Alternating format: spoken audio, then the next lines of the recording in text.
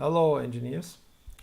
In the second example for circuit simulation, now remember we have done a DC sweep analysis for the circuit, and we will now change the source into a voltage generator. Let's select the voltage generator, place it here, and if you double click a voltage generator, you will see the parameters and the attributes of the voltage generator. The DC level is 0 and the signal source is a unit step. When you click on this region, you will see a set of options. Let's see how we get it again. Click on this one, you will get those three dots.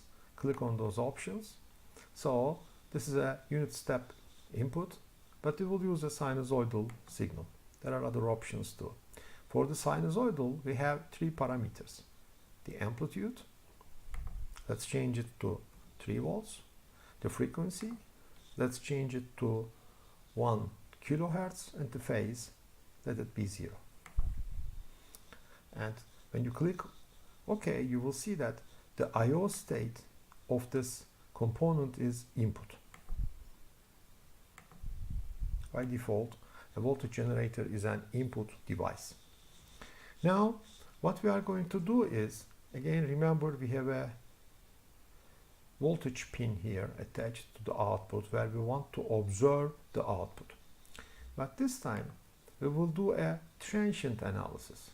Transient analysis means we will define the start and stop time for the simulation. Remember, the voltage source is having a signal of frequency 1 kilohertz. So one period is 1 millisecond. So let's make this 3 milliseconds. A lowercase m means milli. So it will just run the simulation for 3 clock cycles.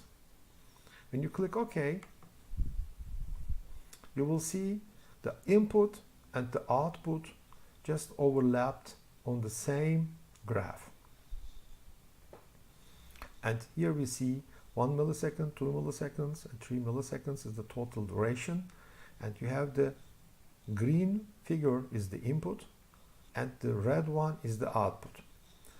This we can also see by putting a legend.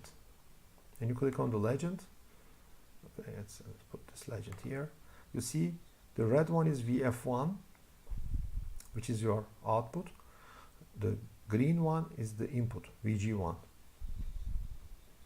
Now, you may wonder the actual values of the output or the input at a certain time instant. A very convenient way to achieve this is by placing a cursor. When you click on cursor A, you see that the cursor has changed. And then we will move it on top of the signal, and the cursor will change to a plus sign, and click on it. Now, you will see a small window has opened which shows you X and Y values. Now if I move the cursor by placing my mouse over it and like clicking and moving, as you see, the X and Y values will change. In the maximum around it will be 3, and if it goes down it's around 0 here, very close to 0, and it goes down, and the minimum value seems to be around minus 604 millivolts.